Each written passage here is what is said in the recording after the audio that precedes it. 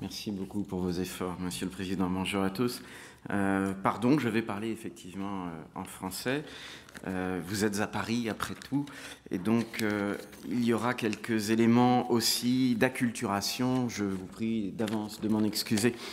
Donc, cette communication s'inscrit dans ce colloque et j'en remercie vivement les organisateurs et tout particulièrement Jean-François Corté, qui, depuis finalement près d'une dizaine d'années, regarde avec bienveillance les travaux de l'historien que je suis et qui s'intéresse à l'automobilisme, justement, mais au-delà aux questions routières. Et la perspective qui est la mienne aujourd'hui est de montrer qu'il y a des ruptures, des continuités également, et que notre période, votre période difficile, est évidemment une période stimulante également, en termes d'adaptation des réseaux routiers, en termes d'optimisation de ceux-ci et de réflexion. Donc je vais cultiver l'originalité peut-être dans le PowerPoint, c'est-à-dire que je ne donnerai aucun chiffre, quelques dates, mais aucun chiffre évidemment pour ne susciter aucune controverse de ce point de vue-là, mais je vais tâcher d'y mettre un peu d'humanité et de restituer à la route la dimension sociétale qui est la sienne pleine et entière. Et donc si nous partons effectivement avec une première image qui est celle d'un bitume craquelé ou d'un macadam craquelé, vous verrez, je vais proposer quelques éléments de réflexion de celui-ci et quelques éléments pour offrir une forme de résilience à cette culture en laquelle personnellement je crois. Donc l'approche qui va être la mienne sera singulière et au rythme d'une trentaine de slides, je vous montrerai que la contextualisation française peut apporter à une réflexion globale sur les enjeux des transports aujourd'hui. Le présent, indiscutablement, est en quête de sens, et je m'étonne qu'ici, la date de 1815 n'ait pas été rappelée. Or, il y a à peu près 2 siècles, le macadam a été inventé. Et donc, nous sommes là à un moment qui est un moment charnière, mais je vais vous proposer de voir dans un premier temps d'où vient cette histoire routière, quels sont ses antécédents, et combattre aussi l'anachronisme de sa remise en cause, quelque peu irréfléchie à certains égards. Je vais tâcher de réfléchir avec vous à ce qu'elle peut nous dire encore, quels sont donc les enjeux de ce patrimoine devenu invisible à force d'évidence. Enfin, je réfléchirai à la perspective clairement pénalisante pour nos sociétés, et notamment les sociétés occidentales, de l'émergence de ce que j'appelle un tabou routier qui, eh bien, à certains égards, obère toute réflexion. Et ceci, j'ai pris le risque de l'écrire et donc je prends aussi le risque de vous dérouter jusqu'au bout au travers bien de cet effort d'imagination qui est aussi un effort de réflexion. Et donc je ne fais de la publicité pour personne, mais certes, il y a là un effort qu'il faut accomplir pour comprendre comment l'on peut dénier aujourd'hui eh bien, les apports évidemment de toutes ces industries que vous représentez. Cette conférence est bienvenue, je pense, elle vient après d'autres qui étaient dédiées, notamment aux États-Unis, eh bien, à la préservation des routes historiques. Or, vous n'êtes pas dans les routes historiques, vous êtes dans les routes d'aujourd'hui, évidemment, mais il y a toute une convivialité née aux États-Unis, et la route 66 a été entendue tout à l'heure avec plaisir, évidemment, mais il y a toute une convivialité autour de la culture routière que l'on tend, évidemment, aujourd'hui à négliger, ce contre quoi, eh bien, je vais tâcher d'apporter 2-3 arguments. Je vais passer sur le contexte général d'une réflexion qui, en sciences humaines, pose le problème désormais radicalement du côté des usagers, donc des large technical systems qui visent à comprendre la construction sociale et technique justement d'un objet technique comme l'automobile ou la route, par-delà évidemment des réflexions de sociologues contemporains sur notre société du risque, sur une modernité réflexive qui en vient eh bien, à douter de l'aspect éventuellement naturel d'une forme de progrès.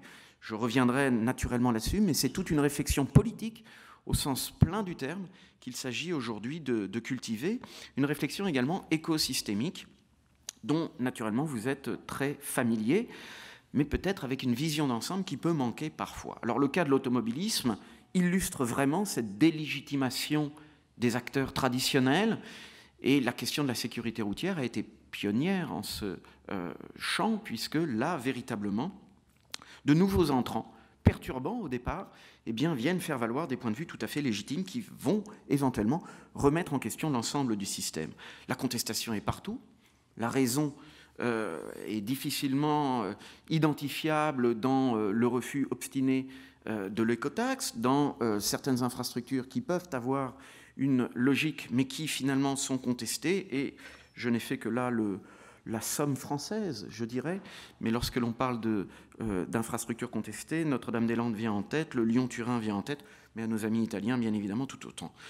Les continuités, elles sont pourtant nombreuses, car, cela a été dit, les autorités, les gouvernements, ont à gérer, justement, ce patrimoine existant. Et donc, tous les rapports qui posent les questions de concurrence, et je n'ai fait là, encore une fois, que le compte des questions françaises, eh bien, tous ces rapports pose la question de cette continuité historique et patrimoniale. Et donc ce n'est pas une défense corporatiste de la route, bien évidemment que certains intérêts visent à promouvoir, mais c'est au contraire une réflexion sur la longue durée quasiment brodélienne eh bien, de certains acquis et sur le refus de la disqualification de certains points de vue. Donc je ne m'attarde pas pour revenir là à quelques éléments véritablement historiques. Et donc John Loudon Macadam, en 1815, a promu de nouvelles manières d'empierrer les routes, ce que vous savez, de drainer les granulats et d'assurer finalement un roulage largement plus efficace. La révolution routière, elle date de cette période, du début de la révolution industrielle en Grande-Bretagne, d'une période qui précède la révolution des chemins de fer, d'une période qui va voir la vitesse augmenter d'un tiers sur les chaussées britanniques, simplement par le fait d'une amélioration des conditions de roulage. Et donc 1815 est une date importante parce que ce sont les premiers traités de Macadam qui revenait lui-même des États-Unis où il avait été chassé comme la métropole britannique. Et donc de ce point de vue-là, Macadam inaugure ce nouvel écosystème de croissance que les Saint-Simoniens, où qu'ils soient, mais particulièrement en France, vont reprendre à leur compte, à commencer par de fins observateurs des États-Unis d'Amérique comme Alexis de Tocqueville, et je ne vous infligerai pas des citations trop longues, mais Alexis de Tocqueville évoquait dans De la démocratie en Amérique en 1835, le premier volume qui relatait son voyage survenu 3 ans auparavant, et bien dans De la démocratie en Amérique, il évoquait le fait que le meilleur moyen d'augmenter la prospérité d'une nation est de faciliter les échanges et les voies de communication. Ce principe est repris par l'ingénieur mineur saint-simonien, issu de l'école des mines, Michel Chevalier, qui, dans des lettres sur l'Amérique du Nord, en rapporte une conviction. Cette conviction, je la cite, ça m'évite de vous la lire longuement, cette conviction, c'est que les hommes rétrogrades sont dominés par une pensée qui craint un ingénieur des ponts et chaussées à l'égal d'un éditeur de Voltaire. Évidemment, cette édition de Voltaire, dans les temps contemporains, résonne tout particulièrement. Et c'est donc toute une civilisation qui prend la route avec les Lumières. Et ce tableau est très connu de Vernet, mais évidemment, c'est une forme d'enlightenment de l'Europe tout entière, et puis, à certains égards, du monde qui suit, et qui fait de la route un élément stable d'un système instable, celui de la révolution industrielle, et celui de cette croissance. Et lorsque Stendhal se rend en Italie, invente le tourisme au passage, eh bien, il constate qu'il en coûte, certes, pour voyager et faire le métier de voyageur. Mais ce coût est-il net? Au contraire, ce coût induit-il certaines richesses? Et c'est évidemment toute la réflexion à laquelle la civilisation contemporaine est amenée à réfléchir, puisque les continuités, elles sont nombreuses. C'est-à-dire que l'automobile et la route, l'automobilisme, a beau être mise en jeu, mise en concurrence, mise en question, eh bien, l'aspect d'opposition et l'aspect négatif n'est pas nécessairement à retenir à la fin. Donc, route et automobilisme, cette crise contemporaine est indiscutablement multiforme et elle impose de repenser ce que l'on appelle le contrat social d'un objet technique. Et donc, c'est cette attente sociale à laquelle est dédiée cette session qui est évidemment à réfléchir. Et clairement, depuis les années 1960, le paradigme saint-simonien de croissance des États occidentaux a été remis en question. Des intellectuels ont nourri une réflexion qui, à certains égards, est très légitime et qui nous emporterait jusqu'au rivage de la décroissance contemporaine, mais qui néglige une chose, C'est-à-dire qu'au principe, il y a une dynamique, et cette dynamique, c'est celle du travail, c'est celle de l'emploi, c'est celle de cette légitimité historique, pour ne prendre là que des illustrations parisiennes. Évidemment, le logo de la conférence fait écho à l'illumination de la Tour Eiffel par André Citroën pendant 10 ans quand même. Et pendant 10 ans, pas très loin d'ici, il y avait jusqu'à 30 000 employés de l'automobile au sud, et puis 30 000 aussi à l'est et à l'ouest, puisqu'il y avait les usines Renault à Boulogne-Billancourt. D'où tout un impact qui fondait une civilisation cohérente, un monde profondément inclusif des usages qui a précédé la Première Guerre mondiale, des véhicules de livraison, tout le système de l'automobilisme qui a régénéré la culture routière, et qui, de ce point de vue-là, a naturalisé le renouveau de la route. Et ce renouveau de la route, eh bien, il est passé par quelques congrès, notamment parisiens et français, et l'Association internationale pour les congrès de la route est fondée à cette période. Elle généralise toute une signalétique, une sémiotique sur laquelle je ne m'attarde pas. Michelin, ici présent dans notre panel, est évidemment à l'œuvre pour rendre la circulation aussi naturelle que l'air à respirer. Je reprends là une citation du journal L'Argus qui paraît pour la première fois en 1927.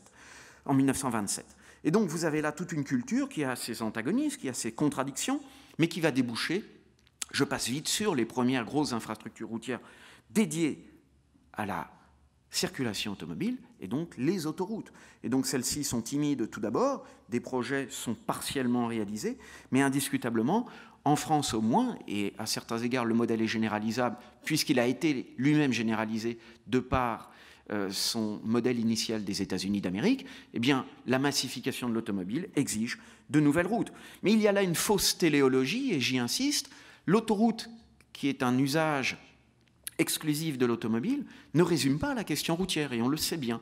Et précisément, on revient aujourd'hui sur tout un système d'autoroutes urbaines qui, peut-être à Paris, a été excessif pendant un temps. Je ne m'attarde pas, mais cette contestation, c'est une contestation sociale, et que l'on connaît bien, qui, à partir de 1968, a touché tout l'Occident, qui a imposé un regard et une nouvelle objectivité au monde routier, qui, pendant un temps, il est vrai, n'était pas préoccupé particulièrement de sécurité routière, et donc quelques actions tout à fait symboliques sont à mettre en écho de ces quelques mots que je viens de vous tenir.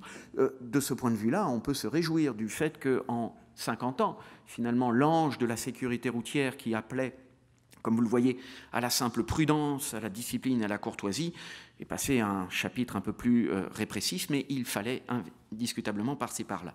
Et donc, pour conclure, on rentre de là dans des arbitrages nouveaux, dans une pluralité des usages, où le transport public, grand utilisateur de l'infrastructure routière, a tout son sens à donner aux infrastructures.